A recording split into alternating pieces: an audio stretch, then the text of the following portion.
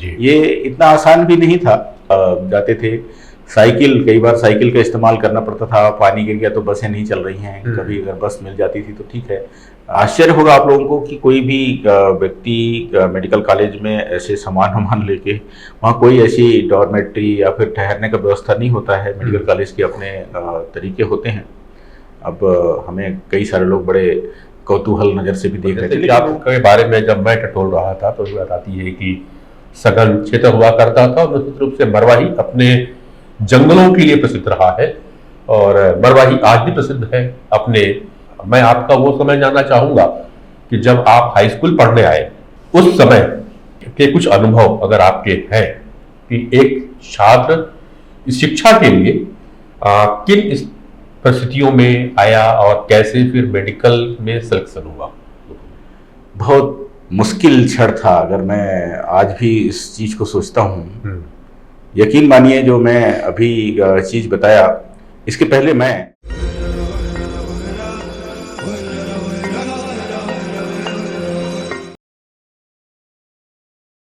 नमस्कार, आज के कार्यक्रम शख्स से शख्सियत पे मैं नरेंद्र पांडे आज विशेष शख्सियत के साथ आप लोगों के समक्ष उपलब्ध हूँ।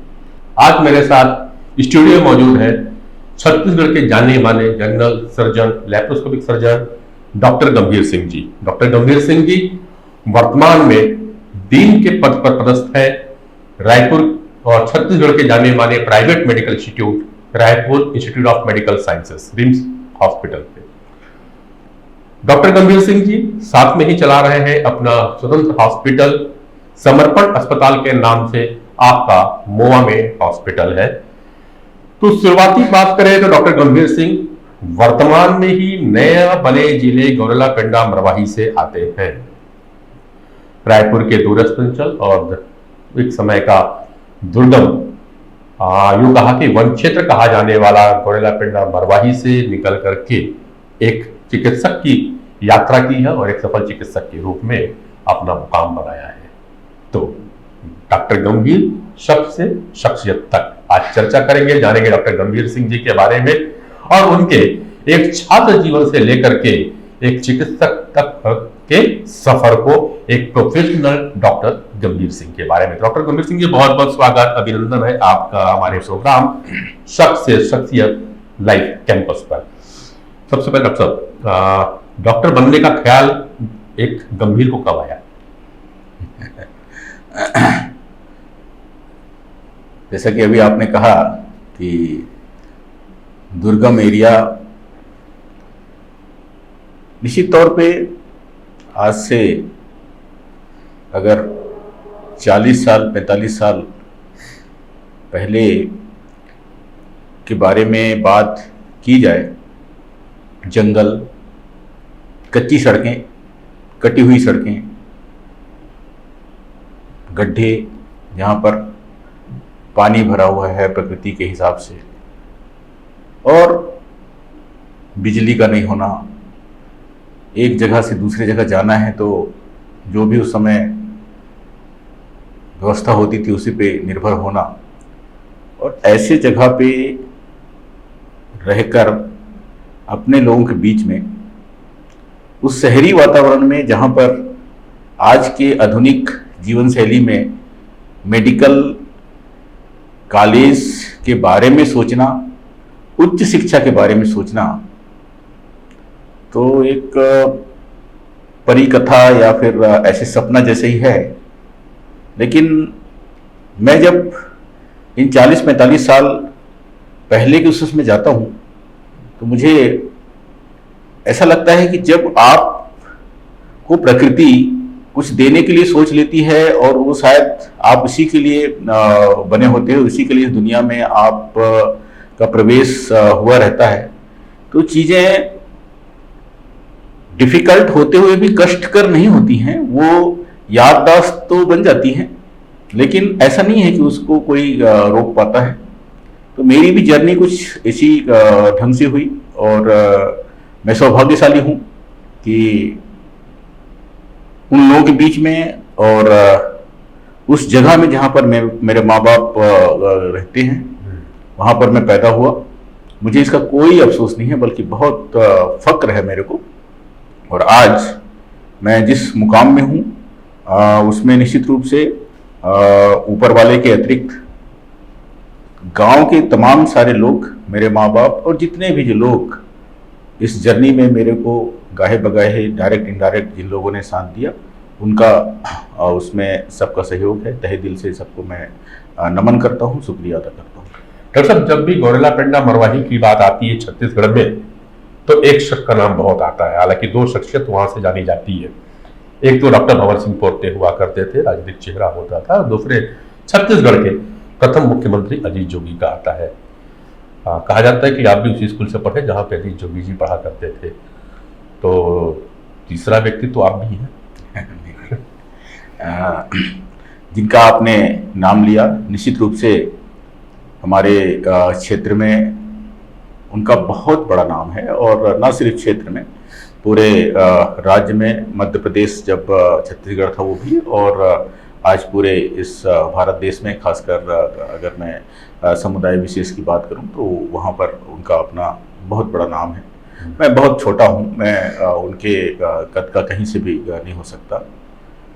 वो वहाँ पर उस भूभाग में, उस मिट्टी में उनका पैदा होना भी ये दिखाता है कि निश्चित रूप से हमारा गौरेला पेंडा मरवाही ऐसे विभूतियों से भरा पड़ा है। और शायद मेरे जो यात्रा है उसमें ऐसे लोगों का भी बहुत बड़ा योगदान रहा है। क्योंकि जब, जैसे आपने कहा कि मैं भी उसी स्कूल का विद्यार्थी रहा हूँ जहाँ पर न सिर्फ ये दो महान जो व्यक्तित्व हैं, और भी बड़े बड़े नाम हैं वहाँ पर वो हुए, तो फक्र तो महसूस होता है कि हमने वहाँ से पढ़ाई किया है, जहाँ से स्वर्गीय डॉक्टर भंवर सिंह पोर्ते जी और स्वर्गीय अजीत जोगी जी जहाँ से पढ़े हुए हैं। जी, एक बात और डॉक्टर साहब की, जब आपका बचपन, जैसे कि आपके बारे में जब मैं टटोल रहा था तो बात आती है कि सघन क्षेत्र हुआ करता था, और निश्चित रूप से मरवाही अपने जंगलों के लिए प्रसिद्ध रहा है।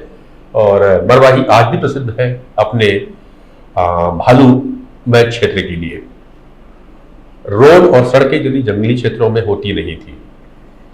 मैं आपका वो समय जानना चाहूंगा कि जब आप हाई स्कूल पढ़ने आए, उस समय के कुछ अनुभव अगर आपके हैं कि एक छात्र शिक्षा के लिए किन परिस्थितियों में आया और कैसे फिर मेडिकल में सिलेक्शन हुआ।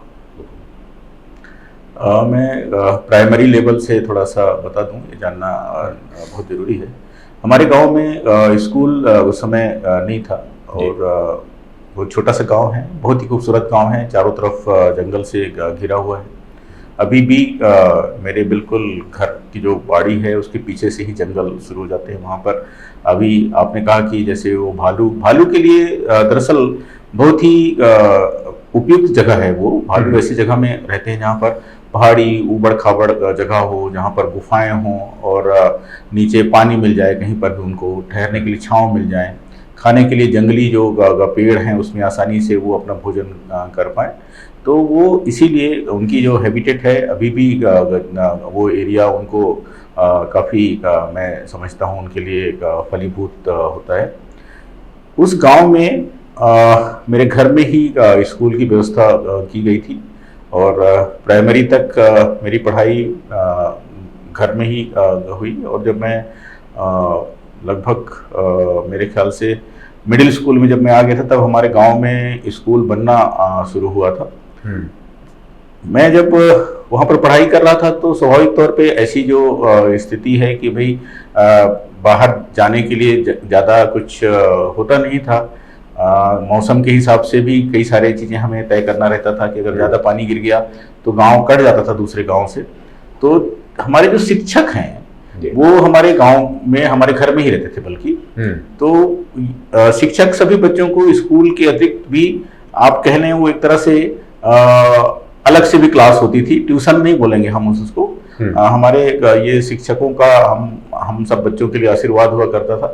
तो पढ़ाई की एक ऐसी व्यवस्था बन गई कि पूरे समय सारे बच्चों को पढ़ाना। और क्योंकि गांव का पहला स्कूल था उसको रोल मॉडल बनाना है करके सारे शिक्षकों ने भी बड़ा एक उन्होंने ठान के रखा हुआ था।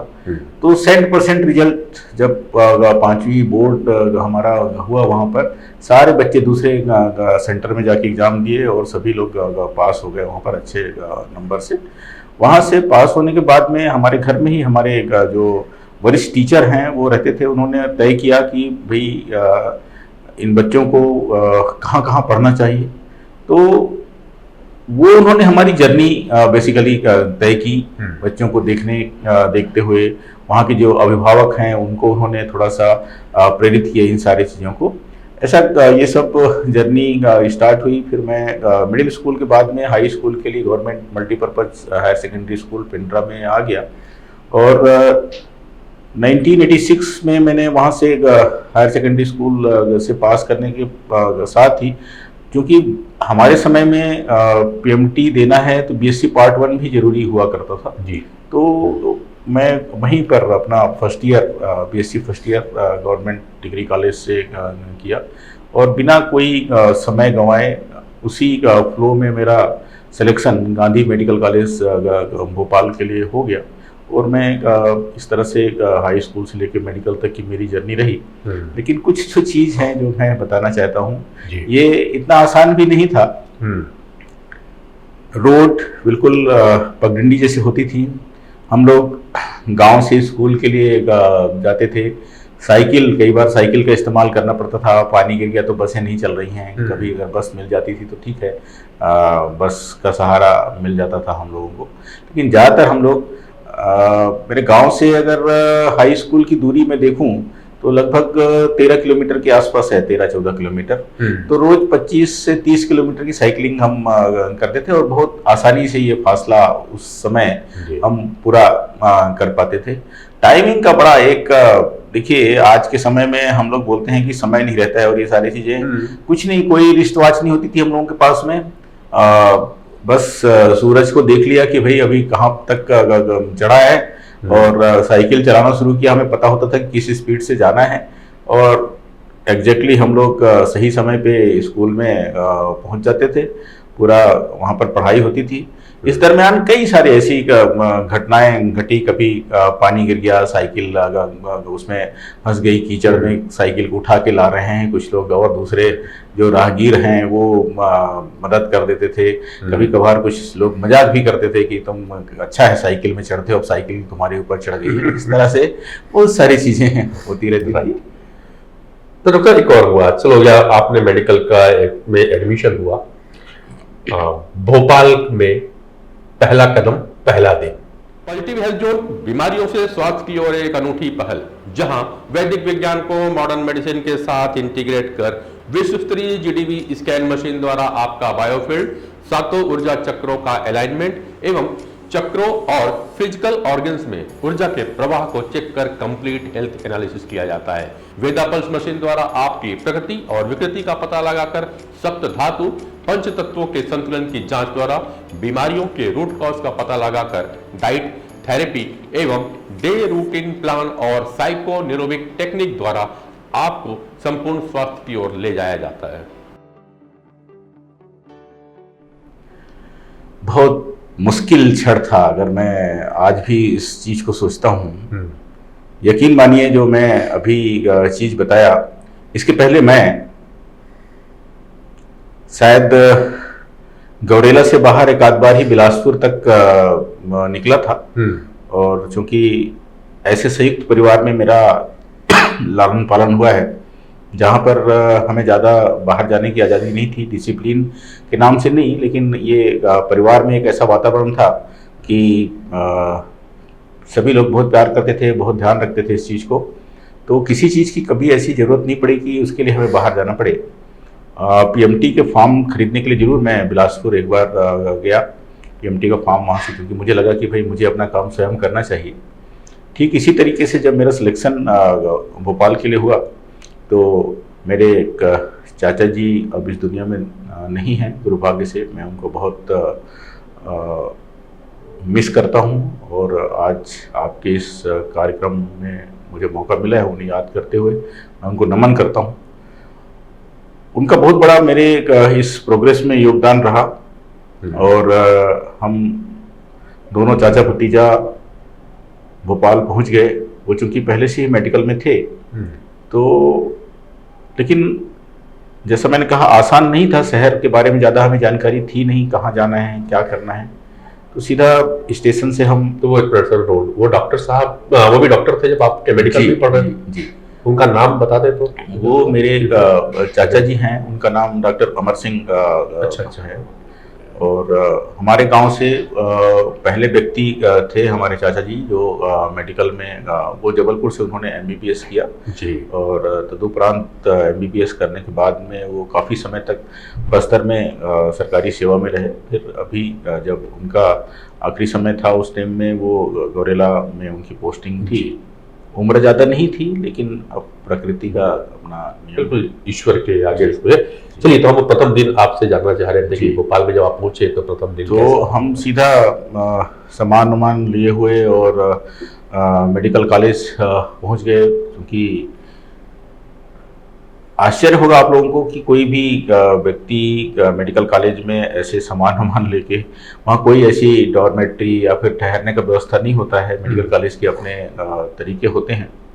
अब हमें कई सारे लोग बड़े कौतूहल नज़र से भी देख रहे थे, लेकिन लोगों को इतना तो समझ में आ गया था कि कोई व्यक्ति ऐसा है जो गांव से आया है। ज़्यादा पूरा लगेज लेके? हाँ बिल्कुल। कोई हम कहाँ रखते, हमारा कोई था नहीं वहाँ पर रखने वाला, रहने वाला। हमें कुछ नहीं पता था। तो और हम पहुंच गए। फिर किसी ने हमको वहाँ पर सहयोग किया कि भाई ये सामान यहाँ पर रख दीजिए।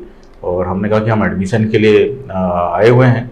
तो हमको उन्होंने ऐसा दिखा जैसे कुछ बड़ा अजूबा हो रहा है। फिर चले गए एडमिशन जहाँ पर हो रहा था। चूँकि हम ऑलरेडी पीएमटी में सेलेक्ट हुए थे, तो हमें इतना तो विश्वास था कि भाई हमारे पास में एक कागज ऐसा है जो हम जा सकते हैं उधर। और ऐसे ही हम हमेशा अपने पे विश्वास रखे। ज़्यादा हम सोचते नहीं थे कि कौन हंस रहा है, कौन क्या कर रहा है, इससे फर्क नहीं पड़ता। हम हमेशा ये मानते थे और अभी भी मेरा ऐसा मानना है कि व्यक्ति को अपने आप पे ज़्यादा विश्वास होना चाहिए। ये तो दुनिया है, हंसती रहती है, और जब सब कुछ ठीक हो जाता है तो फिर शाबाशी भी देती है। तो कुछ इसी ढंग से हुआ। फिर एडमिशन लेने के बाद में अब हमने कहा कि भाई ठहरने का कुछ व्यवस्था करना है। तो हॉस्टल में उस समय, और अभी भी थोड़ा बहुत गाहे बगाहे रैगिंग होती होगी, लेकिन हम लोगों के टाइम में निश्चित रूप से सीनियरिटी जूनियरिटी जैसी चीज़ें बहुत थी। तो रैगिंग एक परंपरा सी थी वहाँ पर जी। और बहुत जम के रैगिंग होती थी। कई सारे बच्चे हमारे बैच से उस समय रैगिंग के डर के मारे भाग गए। तो हम तो पहले या दूसरे दिन से ही हॉस्टल में चले गए। वहाँ पर बी ब्लॉक है, तो वहाँ पर हमारे एरिया से कुछ सीनियर थे, उनका फिर सहयोग काफ़ी मिला। जब ये रैगिंग जैसी चीज़ें होती हैं तो कुछ चीज़ें बहुत अच्छी भी होती हैं और सहयोग भी मिलता है। तो ये चीज़ हुआ। फिर उसके बाद निश्चित तौर पे जो पढ़ाई का जो आलम था, सारा जो चीज़ है अंग्रेजी मीडियम का होने की वजह से भी शुरू में ऐसा लगा कि काफ़ी दिक्कत आने वाली है। लेकिन जब ठान लिया था कि नहीं कुछ भी हो इसको करना ही है, तो मीडिया जैसी मीडियम जैसी कोई जो चीज़ है वो आड़े हाथों नहीं आई। और जो कि तो चलिए, ये तो आपका एमबीए सफर रहा। एक बताइए, आपने एक सर्जन बनने का कब सोच लिया था कि आप मेरे को सर्जन बनना है? विभाग तो बहुत सारे होते हैं। अच्छा, और जब रूरल क्षेत्र से जा रहे हैं तो जो चीज होना चाहिए तो मेडिसिन वगैरह के सब्जेक्ट थे, जिसमें शायद और आप पब्लिक की सेवा की जा सकती थी। ये बहुत ही बढ़िया सवाल है। देखिए, कुछ चीज़ें डॉक्टरी पेशे में नेचुरल चीज़ें होती हैं, जिसमें आपकी जो चॉइस है उसके हिसाब से भी तय होती है। और ये जो सवाल है, हमारा जब पहला बैच का इंट्रोडक्शन था, टीचर्स एक वेलकम होता है। फर्स्ट ईयर के जो बच्चे आते हैं उनका बूस्टअप करना रहता है, उनको एक इंट्रोडक्शन टीचर और उनके वो, तो ये परंपरा भोपाल में भी थी। तो मेरे को किसी टीचर ने पूछा था उस टाइम में कि अब आप मेडिकल में तो आ गए हैं, अगर आप उसके बाद पोस्ट ग्रेजुएशन करने की अगर आपको मौका मिले तो आप किस विषय पे पोस्ट ग्रेजुएशन करेंगे? उस समय भी मेरा जो जवाब था, मैंने कहा कि मैं सर्जन बनना चाहता हूँ।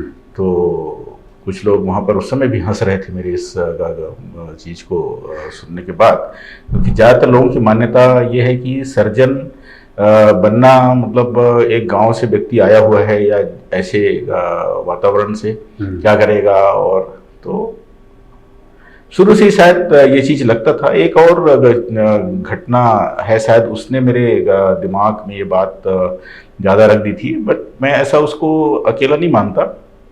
जब मैं छोटा था तो एक बार एक व्यक्ति जो हमारे घर में ही रहता था, उसको कान के नीचे एक मवाद जैसा हो गया था जी। तो हुआ क्या कि बहुत दर्द से करा रहा था वो, और वहाँ पर उस समय कोई भी डॉक्टर नहीं था।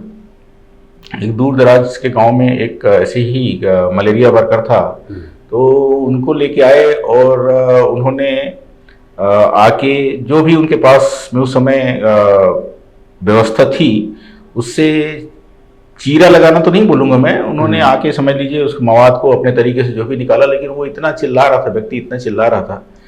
तो मैं जब थोड़ा सा बड़ा हुआ और हाई स्कूल लेवल पे पढ़ाई कर रहा था, तो ऐसे ही हमारे मतलब मुझे कई सारे और दूसरे किताब पढ़ने का भी शौक था, तो कुछ जनरल नॉलेज की किताबें, कुछ मेडिकल की ऐसी किताबें मैं पढ़ रहा था।